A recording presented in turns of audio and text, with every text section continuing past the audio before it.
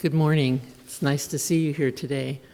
I have a treat for you, and that is Chris Lockhart, who is an author of 7 books. She's local. She lives in Waikoloa, Hawaii, and half of the year, the other half, she lives in Kaiser, Oregon. And she has authored 3 children's books and 7 novels, fiction novels. And the last one I just read really fast. It's called It's an Island, and she'll explain to you how she uses her experience and her local characters, the people that she knows in her life, to develop her characters, which, by the way, I'll talk about in a minute. They're called the Geezers. And they are all our age. So her background, I do want to tell you that she was in financial services for 33 years. She did get into trouble, however, when she was there, which is maybe why she became an author, because she would write made-up stories about fellow employees. Yeah, she didn't leave enough room for the actual information, and so it's like, I didn't do that. She's also a very prolific local volunteer. And in Hawaii as well, she volunteers at the Hawaii Preparatory Academy, Equestrian Instructional Aid. I don't know what that means, but she does lots of horsey things. Nope, they're both in again. There's another one. She has volunteered at the Oregon Humane Society. I didn't know this was a volunteer position, but you can be a cat cuddler. I think there's an opportunity there. She also was a docent and a gardener at Deepwood Museums and Gardens, and she has been or still is the treasurer secretary for the Kaiser, has been. Oh, we're has been now? Okay. Kaiser Prairie HOA. Now, this is the most fun part. I told you she was from Waikoloa, Hawaii, and some of her latest book takes place there. But her main characters are based out of Portland. And the main characters are called the Geezers. They're a group of spry older adults, and some of them as old as we are, most of them actually, who are able to stereotypically, I knew I was going to blow it, how do you say that? Too big a word. They assist law enforcement in solving local crimes. Her books of fiction are based in and around Camp Sherman, Madras, Sisters, Bend, and the Metolius River Basin. So it's very familiar places, and they have a lot of hijinks. But she's going to talk today about her insights, strategies, inspiration to help us unlock our creative potential. So she's going to cover things like the rules of fiction writing. I think, didn't you say you were going to do this without rules? Absolutely. Yeah, plot, inspiration, character development, success expectations, rewards for your efforts, and self-publishing or not. She is an accomplished storyteller with a passion for inspiring creativity. She has this unique voice about older adults. I don't know, I know we're all avid book readers, but there aren't a lot of books with this kind of theme. Today she's going to help us realize how to unblock our creative writing by having fun. It's not supposed to be correct or beautiful. It is about you, not what you should do, but rather how you express your thoughts and feelings without personal blame or judgment. So Chris gave me this quote to end on. By the way, she does have her business cards on the back table, and she does have her website there listed. It's www.chrislockhart.com. And what she said was, what motivates me to write this book is usually a real occurrence, her books, real occurrence that gives me a strong emotional response. Please welcome Chris Lockhart.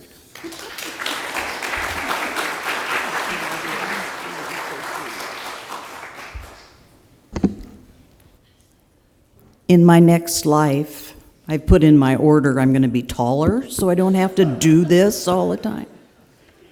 Thank you for coming. This is so much fun, and thank you, Roseanne. And I'm excited to be here because you are all geezers.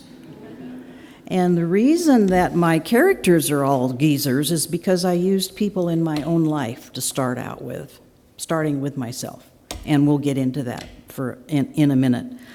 But as soon as I got thrown out of U.S. Bank because they had a merger and they didn't want old, opinionated, expensive employees, here I was. And so they booted me out, and I lived off my husband for a while for a change. But they paid me to stay away, which was okay with me. But what was interesting, and this is kind of off the subject, is right before I was let go, there was another gal that was let go, and the way they did it is they assigned you goals, and if you didn't get those sales goals, you had 1 month to make it up, and then if you didn't make that up, then you were out. So they put managers like me and her in sales positions, and we were way over our head. And it was a strategy. They had to get rid of people, so that's how they do it. But what she did, she took the bank to court, U.S. Bank of Oregon. She took them to court and won. And so I was offered a severance package, but only because she had the guts to do that. And so I noticed after I was booted out that older people in today's society are invisible, except to each other. And you'd go to the doctor's office, and if you couldn't quite see what they were showing you, or you couldn't quite hear, you were kind of treated like you were stupid. In the grocery store, I remember one little bagger. I had a big order to get, and I got one of those big carts. And of course, I'm short, and so I'm pushing this cart like this. And she has one of these little tiny carts, and she says, "These are a lot easier to push."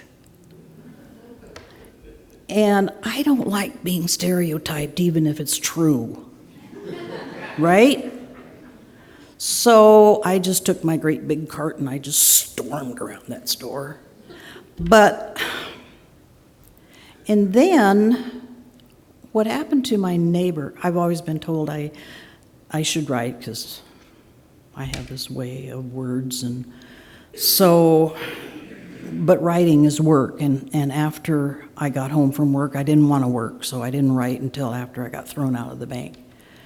And my neighbors, darling little couple, Eric and Ellie. Ellie died of ALS. And of course, Eric was devastated. And a year later, his kids showed up. I mean, they showed up when their mother died, but a year later, they came back. And they said, "Dad, Mom's been gone a year. You've had a year to decide what you're going to do, and you haven't decided anything, and we're going to sell the house and move you to California." And I thanked my lucky stars I didn't have children. And I went up to his son, and I shook my finger right in his face, and I said, "You're treating your dad like he's already dead. This is his house, it's his stuff, it's his life, it's his community. He has friends here. Well, we have to sell a house." Well, of course you have to sell a house because he wanted the money for it. I mean, I wasn't born yesterday. And the last time I saw Eric, he was in the back seat of his son's car, and they were driving away, and the tears were just running down his face. And I went back in the house.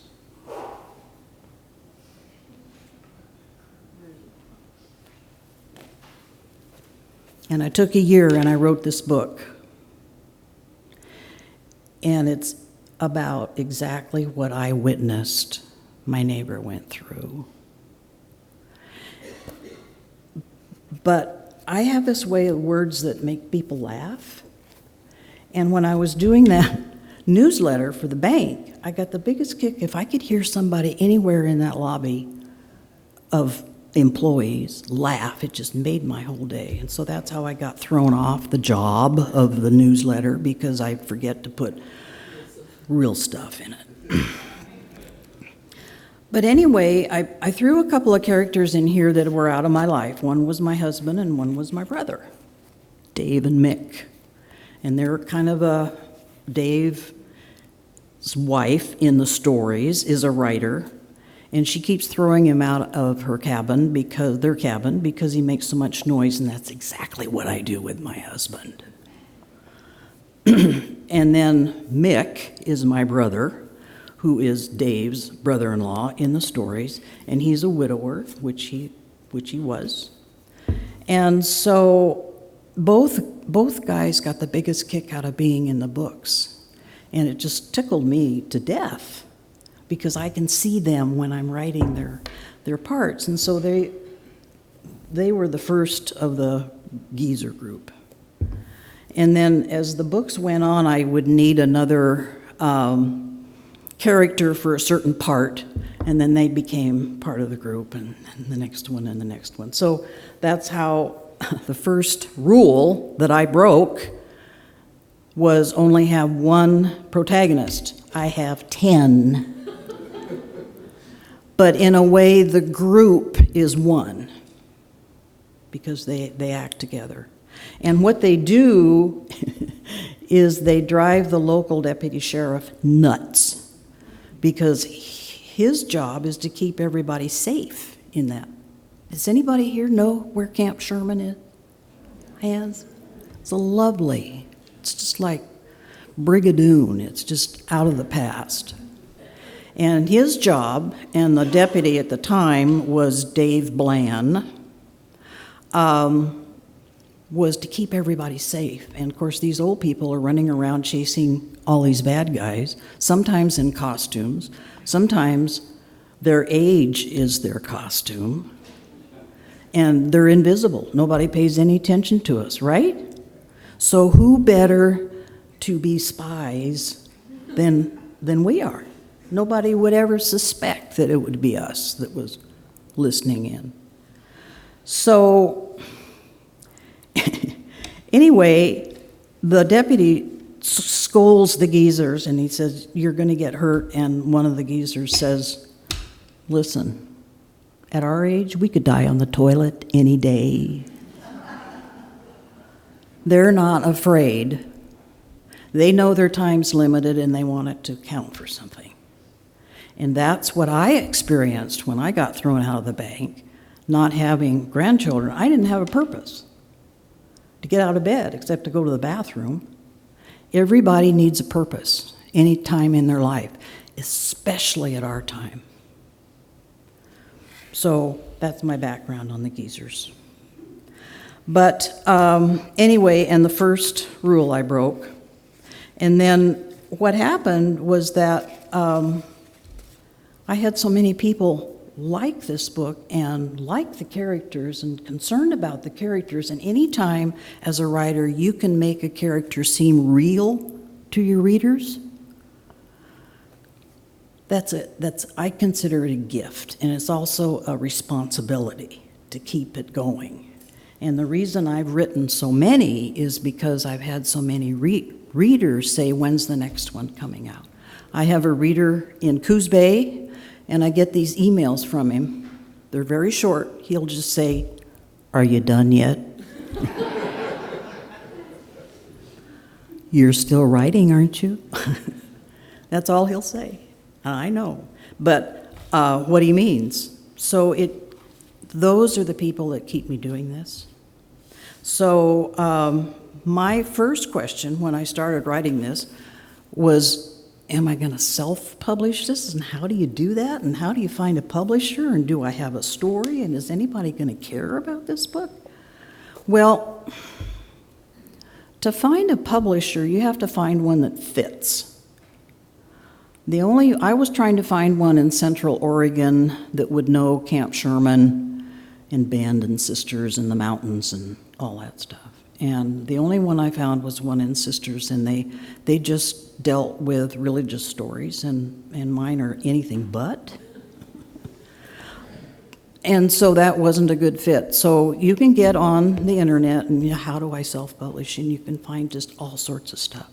And it wasn't that hard. It really wasn't.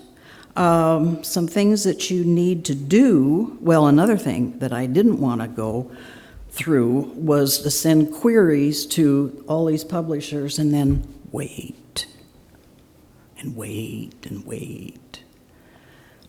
I started this book when I was just turned 70. I didn't want to wait very long. You can all relate to that. And another thing that brings my geezers together is that nobody has been where they are except each other, everybody in this room. And our kids are trying to get us to move someplace where it's convenient for them and they don't have to worry about us. And we're missing friends and family members drop dead on a regular basis. And all of our doctors and our spiritual guidance counselors and even financial counselors are probably better than the rest of them. They haven't been where we are. They haven't been where you wake up in the morning and you're thankful you woke up, and you're thankful your spouse woke up, or you wish your spouse was there to wake up. They haven't gone through that, so how can they be telling us what's best for us? So that's what keeps the geezers together, makes them a unit. So I decided to self-publish, but one thing you need are editors, and one thing you don't want as an editor is a family member, even though they are the best intentions for you. They love you and everything you do is going to be wonderful, but that isn't what you need to hear. You need to hear what isn't wonderful and what you can do to fix it. And that's why it's a good idea to have friends, or you can pay. I've been lucky. I have friends, and I haven't had to pay anybody yet. She's sitting right here. But I have 3 people that edit for me, and they all see different things, and that's why you need more than one person to help you edit. And of course, the bottom line is the buck stops with you. And so when I go to send a book to the printer, I go through the manuscript 3 times frontwards, and that takes me days to do each one. And then I go through it backwards, paragraph by paragraph, because that's the only way you're not following the story, because you'll lose what you need to see if you're following the story. So if you read it backwards, you'll notice, oh, I used that word up here, and I used it again, and I used it down here again. That's what you need to find. Those are the kind of things that stop people from reading your stories. Punctuation will do the same thing. If you leave out a comma or quotation mark, they'll wonder, what the heck? And so you have interrupted their enjoyment of reading your story and watching it like they're in their mind, like they're watching a movie. And if you can get your writing to where your readers forget their reading and they're visualizing what's going on in their head, then you've done your job. And it's worthwhile. So it takes forever. Nobody could pay me to do this. I mean, it couldn't be a job. And I'm too old to work for a new boss anyway. Right. So what I'm going to ask these 2 ladies to do, Sue and Roseanne, is there's a couple of books back on that table you can look at, but my printer is Gorham Printing, and they're in Centralia. No, these are Gorham Printing in Centralia, Washington. And many of you might know who Jerry McGee was. He did some teaching here at Willamette years ago. he wrote several books, and I got the printer's name from him. And I think they do a wonderful job. You can see by looking at, now I pick out the font, and I pick out the cover. These are my photographs and what I want said on the front and the back. But then they put it together. They put in the little chapter headings just to kind of make it look nice. And so I would recommend them. And the girls passed out, so you can see what I'm talking about. And then you have to decide what you're going to write. And I would always recommend to write what you like to read, whether it's technical or science fiction or biographies, history, and of course in fiction, there's all kinds of genres within fiction. It's enough to keep you awake all night trying to figure out. But I like mysteries, and there's genres within the mystery genre. Hard-boiled mysteries have a lot of blood and gore and victims that get tortured and all. Can't go there. Soft-boiled is more like what I write, because I have swear words in here, some pretty bad, because if the character would say it, I put it in there. And some people might take offense to that, but then they don't have to read my stuff. Same with sex scenes. Now, if you write for some romance novel publishers, they put you down, this is another rule that I don't follow, by page such and such you have to have at least one sex scene. No, you don't.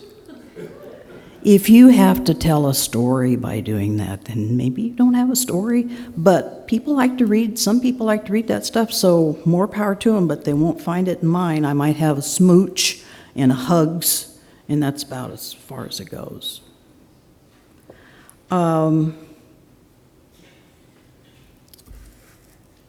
Another thing you have to consider when you're writing is that you can't know everything. And I have had to step way out of my comfort zone to ask law enforcement people, medical people, legal people, all sorts of stuff, because I don't know that. And even though I write fiction, I could just make up anything, but if it doesn't make sense, then you're going to lose your reader, because there's going to be somebody out there that knows that you don't have a clue what you're writing about.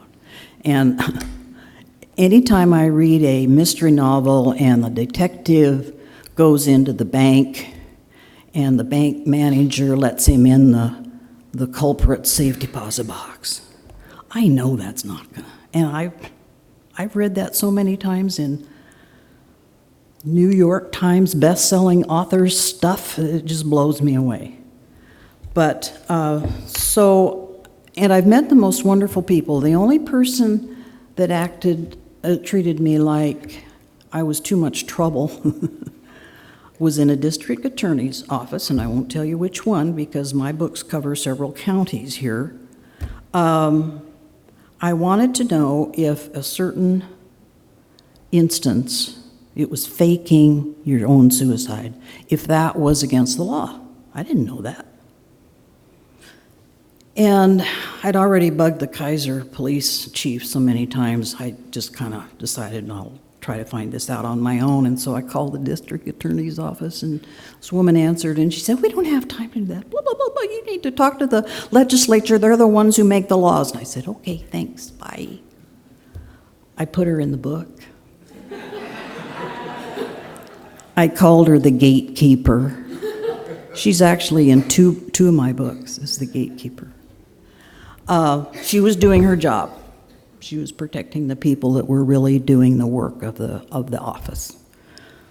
So anyway, somehow or another, I found out and just went with it. But like I just described what my motivating factor on this one was the way Eric's kids treated him and left him with no options. I mean, he was still grieving, for crying out loud. He didn't have the strength to fight back, and so, okay, we'll just do this. And then the second book was a sequel to this one, because I had so many people, well, what happened to so-and-so, and what happened to so-and-so? And I said, well, I guess I'm writing another book. This was going to be the book of my lifetime, but then I discovered I was writing another one. This one, The Trees Know. And by the way, I took this photograph in British Columbia, and my reader in Coos Bay, the one that keeps bugging me about if I'm done yet, he worked for the Bureau of Land Management for his career. And he was eager to point out that these are not Camp Sherman trees.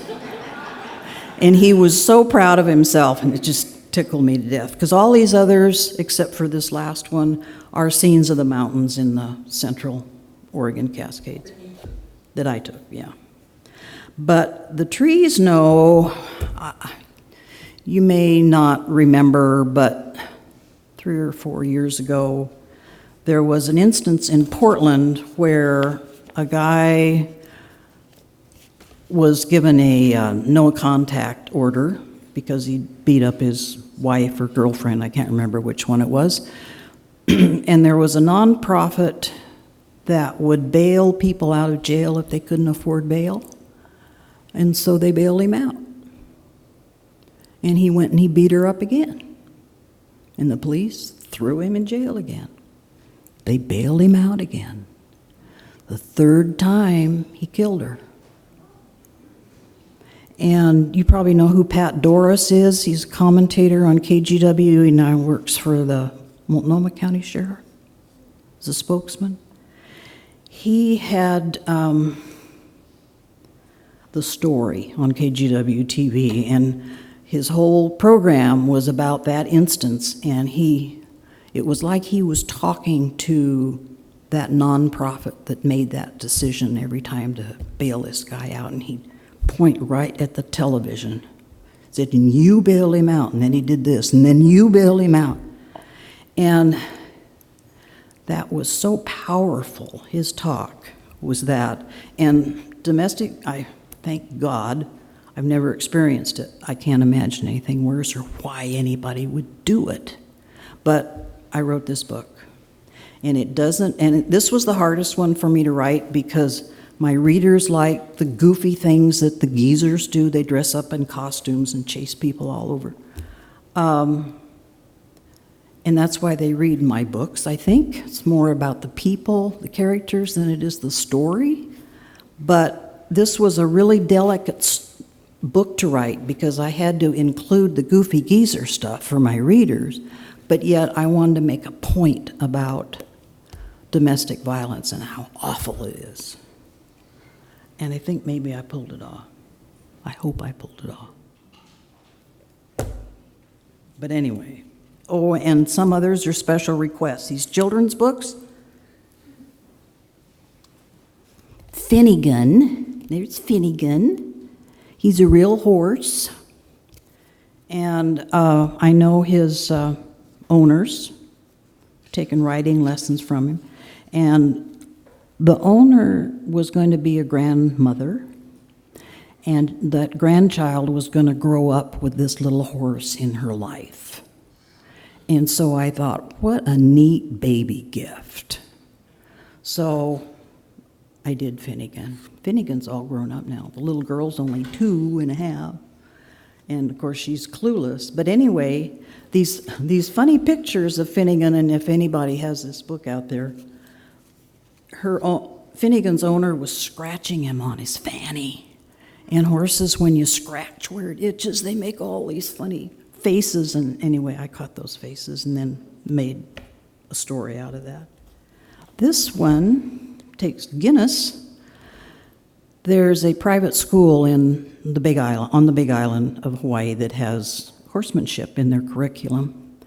And Guinness was born into that herd of horses. And they breed their horses not for conformation or looks, but for disposition, because they have to teach children how to ride. And Guinness, I did this as a fundraiser for, and they sold this book for a fundraiser for the horse program. And it was fun because I've ridden Guinness's dam, who's also in their program, and his grandam, I've ridden her too. In fact, it was fun. I was riding Guinness's dam when she was pregnant with Guinness, and it was like riding two horses because I could feel him moving around in there. And I thought, oh my gosh, that must just, it was an incredible experience. And now he's all grown up, but the story is he's not old enough yet to be a school horse, and he wants to be a school horse. He wants to be a teacher, just like his mama and his grandma.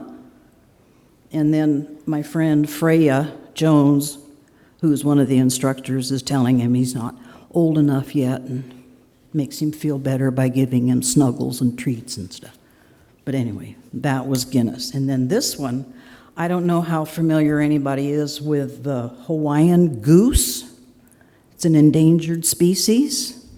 They call them nenes because the geese make this sweet little kind of a combination of a purr and a hum when they're talking to their babies, or like a mated pair, and they mate for life to each other. And the Hawaiians named them nenes because of that sound they make. And we live right on a golf course there where the nenes come and nest and have their babies, and they have their babies on golf courses because they're real close to bodies of water, lakes, and so when danger comes, they can scurry their babies into the water because people let their dogs run loose, and cats and mongoose and all that stuff. So anyway, I had a friend over there who was expecting a grandchild, and she said, Chris, you have to make a book, a children's book out of your nene pictures for my grandchild. And I thought, how am I going to do that? I say that a lot when I'm writing. How am I going to do that? And so anyway, Oliver was an only egg was the answer to that. And they sell it over there in Hawaii at the golf course. All right. You've had a chance to look at this picture, and you probably wonder, what in the heck is that doing up there? Well, I want to use it as a description of how I develop characters. Does anybody want to offer any thoughts they've had while they've been looking at him? Okay, I'll tell you what I thought. I see this man when he and his tractor were young. I see him when he walked out his door at dawn and for the very first time put his boots upon his land. He then climbed onto that tractor, fired it up, and began to till his soil, and he's been doing it for 50 years. I see those bony arms and shoulders, but I see them when they were muscled and strong and pitched bales of hay and nestled as babies. I see that long, scrawny, skinny body when he was lean and eager and gently held his wife and fathered their children. I see that weathered face and skin and know they got that way because this was a man who would go out into a storm when a cow didn't come back at night, and then he'd carry her newborn calf back to the barn. Now he and his tractor are old. His house is dusty and the floors are worn. The kids are off on their own adventures. His wife died, oh, so many tears ago. But he's still out there, tilling his fields and growing the produce we buy in grocery stores to nurture our families. He feeds children the meals they get in school that they might otherwise go without. He grows food the rich lavishly feast on without giving him a thought, let alone a thanks. And he knows it. But he keeps doing it and never questions his destiny. He's a farmer. There's no more noble profession than his. And I did this to demonstrate to you how you can develop a character in their life. And somewhere in that development, you might just find your story. That's all I have.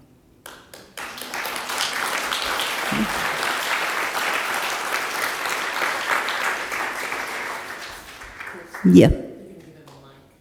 Oh. There, now what's this? I'm sorry. This mic. Oh, okay. Hi. Mark, my name's Mark. Hi, Mike. You told us a little about self-publishing. I was being self-publishing. You probably have a better feel for how people are taking your stories up and how many get sold, of which types and things. But can you tell us more about that process? Do you have to buy all the books up front? Do you have to ship them yourself? How does that work? Yeah. Don't expect to make any money self-publishing. I use my own money for the printing of the books, and I can hope that the sale of the books will cover the printing. Sometimes it does, and then sometimes there's a lag because you have to print them first. And then marketing is beyond me. I wrote that first one, Green Ridge, and I took it into the Camp Sherman store. Those of you who are familiar with Camp Sherman. And I was way out of my comfort zone, and I'm like this. I wrote this book, you want to carry it? And they did. And they carried the next one, and they have all of my books. And if it weren't for the Camp Sherman store, I don't know where my series would be or even if it would be. But it's Roger and Kathy White, those of you who are familiar with Camp Sherman. Wonderful people.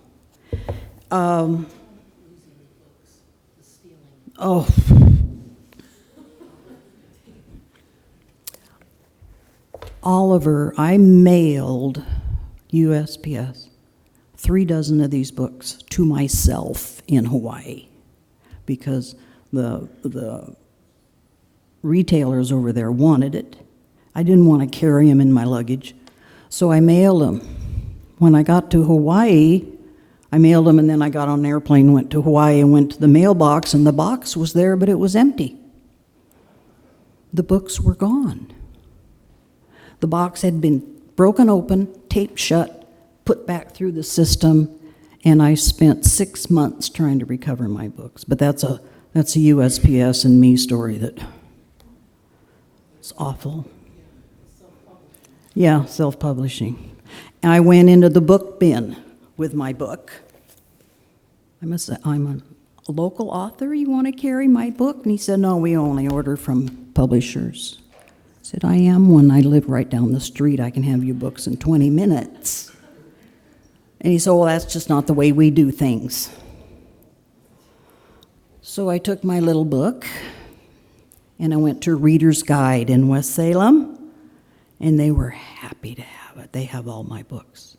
There's a tiny little bookstore in Silverton called Books and Time. She carries my books because I just walked in there. That's really, to market is really hard, and that's one thing a professional publisher can do for you is market. Books and Time, well, they both Reader's Guide and Books and Time gave me a book signing and published, advertised it. And that's wonderful if you can get somebody to believe in your work. And that's what's hard to do, yeah. But if you're young enough and you have time to wait for a real publisher to come along, that's terrific. But I didn't feel that was my call. Anybody else have a question? If you're interested in, yes, Mark. Oh. So what is the hardest? Get the mic, please. I can repeat the question. What is the hardest part of getting started Well, my motivation is, okay, he wanted to know what's the hardest part about writing a book and getting started. And I'm motivated by something that really pisses me off. Like the neighbor, like the domestic violence case. This one was a special request by my dear cousin, Duncan, who was a criminal defense attorney in Los Angeles and had all kinds of stories to tell. But he also was a great hiker of the Pacific Crest Trail. And well into his 80s, he made the decision he just couldn't do it anymore, couldn't handle. And so he asked me, he said, "Chris, could you put the Pacific Crest Trail in a story?" Of course, I said, of course I will, and then wondered how I was going to do that, but that's what this one. Evil on the Run. My brother liked my Portland police characters, and he also identified with one of, actually a geezer's nephew. He said, "I really identify with Adam," so this book had Adam's story in it. That's how I get motivated. Peril on the Prowl, you may not want to hear this one. Any of you in politics, but I wrote this during Trump's first term because I felt so frustrated and that I couldn't do anything about it at all, so I made him a character in this book. And the geezers just made his life miserable. And there was another reason. My brother had passed away, and the medical examiner, and we didn't know why. I talked to his physician, talked to his best friend. My brother was a radiologist, and his best friend was also an MD. And I said, because the autopsy came back and said he had heart disease. Well, did Mick really have heart disease? And no. And so I called the medical examiner's office in Multnomah County, and I said, "How did you determine that he died of heart disease?" And she said, "Old people die all the time. It's either a heart disease or a stroke, and nobody cares." So I made her a character in this book. And I made her life miserable. I changed her to a guy, for one thing. There's nothing, but I have to disguise the people that I'm getting back at, or I'm going to get in trouble. If they only knew. This one, for you two that have read this book, there was a woman on the golf course letting her dog chase the nenes.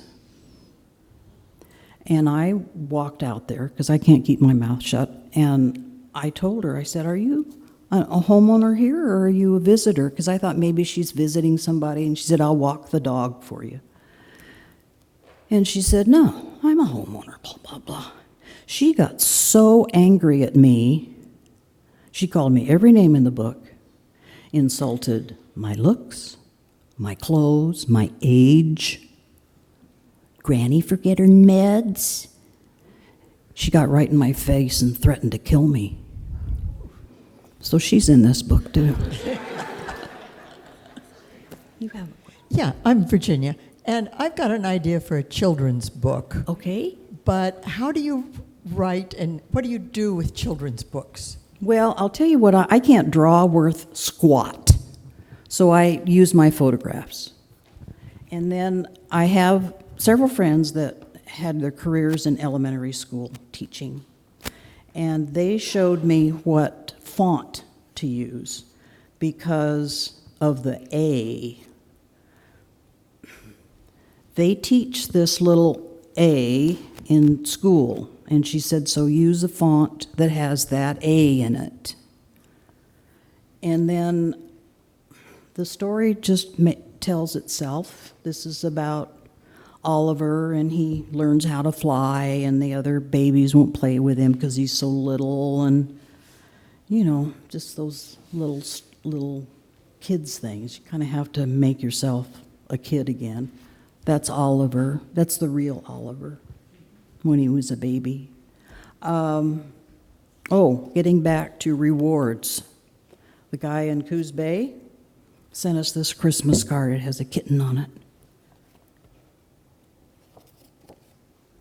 Is your next book done yet? Merry Christmas, he says. That's my reward. I have another classmate who was dying of cancer. In his last year, he was pretty much bedridden, and he spent it rereading all of my books. And he sent me an email. I'm going to cry on this one. He said, "Thank you, Chris, for taking me back to places in Oregon I know I'll never see again." And then the deputy sheriff that really lived in Camp Sherman, I asked him if I could use his position as a character. I said, "Now, it's not going to be you, but everybody here in Camp Sherman who reads this book is going to think it's you, and I need your permission to do that." And I did it in an email, so I'd have, a legal trail that shows that he said, "Oh, sure, that sounds like fun." It's a good thing he did, because I had it all written, and if he hadn't, because some people will do that. They, "Oh, no, I don't want you to do that." And I respect that, but I'd already written his part, but I changed his name, and of course, he's in all the books now. But anytime that I got advice from somebody, I would give them a free copy of the book that they helped me with and sign it, what have you. And so I took him a book and stuff, and a couple of weeks later, I get an email, and he says, "I hope you're happy." And I thought, oh my God, I really blew it. And he said, "I got up early today to rake pine needles, but here it is noon, and all I've done is finished a really great book." And I will keep that email forever. But that's my reward. If I was making millions of bucks, maybe that would be my reward, but it's not. Okay?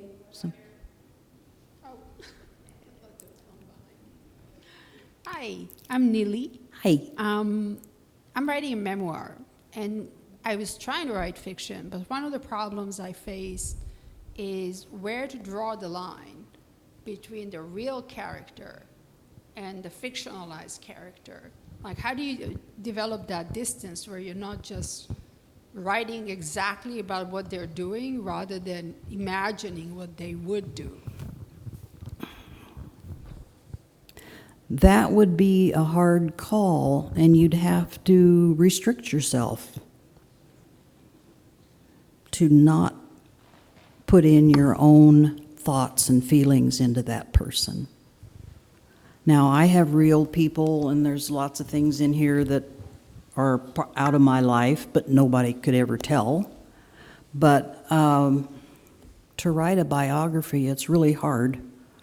And I've read several, but one thing I have noticed, that whoever is writing the biography really loves that person, and maybe makes them seem more real than they really were, and that's okay.